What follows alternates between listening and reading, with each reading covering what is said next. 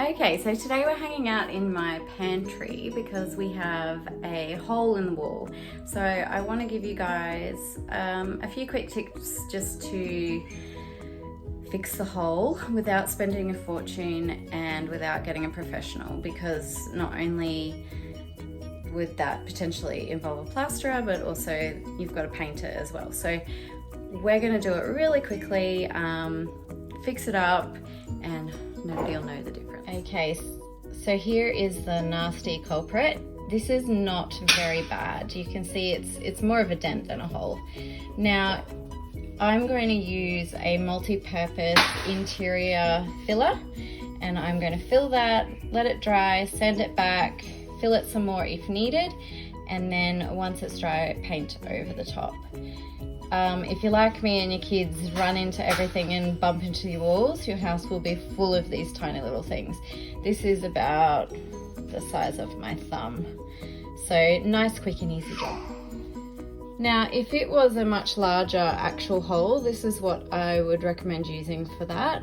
They work really well. You can get a range of different sizes to suit, and then you just use the filler and sand over the top. And this is the filler that I am using today. As you can see, it's been well used in my household. So here we go.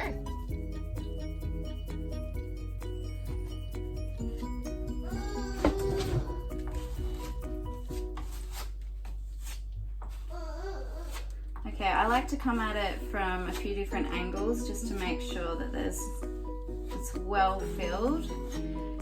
Often scraping over the top of it, you're pulling some of it out and you might have to go back and forth a few times. What I recommend, even if it's not filled really well and there's a few gaps or holes in the spot that you're filling, let it dry, give it a light sand, and then do it again. That's the best way for the best result.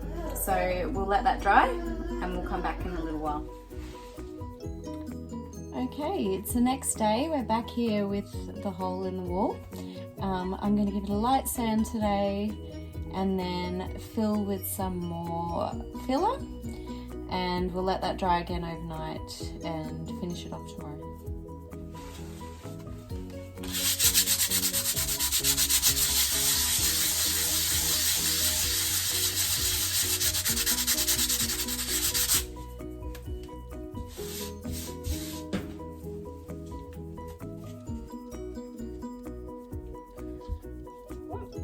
Too much.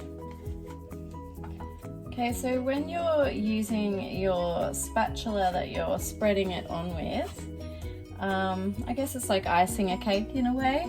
So I always push it in to fill it and then lightly and evenly scrape the surface off.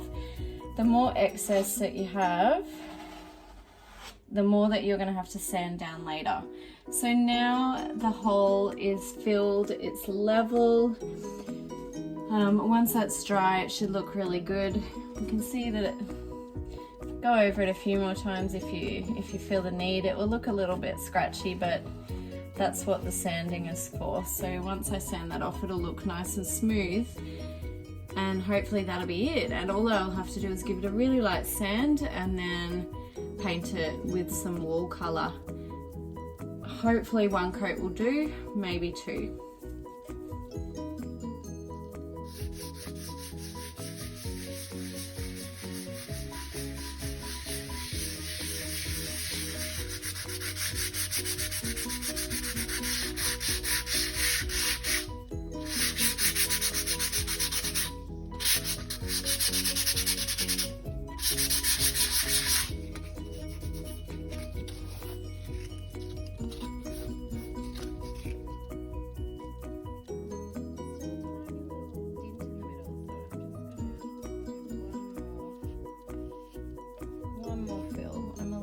OCD about these things,